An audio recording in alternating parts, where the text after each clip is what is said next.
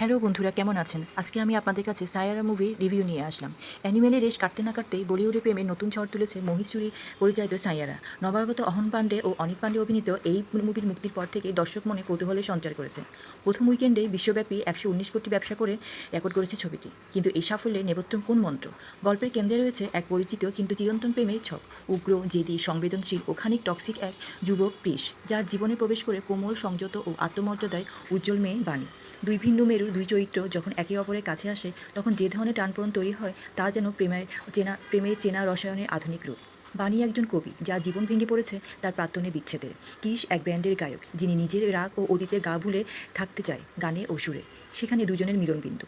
শুরু হয় ধীরে ধীরে গড়ে ওঠা সম্পর্ক, যা বলিউডের টেরিস্টোটাইপ লাভ অ্যান্ড ফার্স্ট সাইট নয়, বরং অনেকটাই বাস্তব ছোঁয়া রচিত। তবে সম্পর্কের পথে বাধা হয়ে দাঁড়ায় এক অপ্রত্যাশিত ভিলেন, বাণীর শারীরিক অসুস্থতা। ছবিতে দেখানো হয়েছে, যার মধ্যে অ্যালজাইমারের প্রাথমিক লক্ষণ দেখা যায়। এখান থেকে গল্পের নতুন মোড় নেয়, যেখানে প্রেমের পরীক্ষায় পড়ে দুই হৃদয়। তবে এই অসুস্থতা চিত্রায়ন ঘিরে কিছু প্রশ্ন থেকেই যায়। বিশেষজ্ঞ মনে নন এমন দর্শক কাছেও ছবির কিছু দিক অবাস্তব মনে হতে পারে, বিশেষ করে যেখানে বাণী হঠাৎ করেই তার সমস্ত স্মৃতি ফিরে পায়, বাস্তবে যা একেবারেই সাধারণ নয়। তা সত্ত্বেও সুর ও সংবেদনশীল মুহূর্তে মোহিত সুরির চেনা স্টাইল আবারও কাজ করেছে।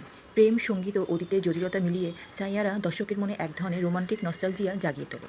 নিঃসন্দেহে প্রেমের পুরনো ফর্মুলাই আবারও প্রমাণ করে দিল, সঠিক মুডে পরিবেশন করলে চেনার রেসিপিও হতে পারে সুস্বাদু। আমার রিভিউ কেমন লাগলো আমাকে জানাবেন। Thank you. এরকম মুভি রিভিউ আরও দেখতে চাইলে আমার চ্যানেলটিকে সাবস্ক্রাইব করে আর ভিডিওটিকে একটি লাইক দিবেন।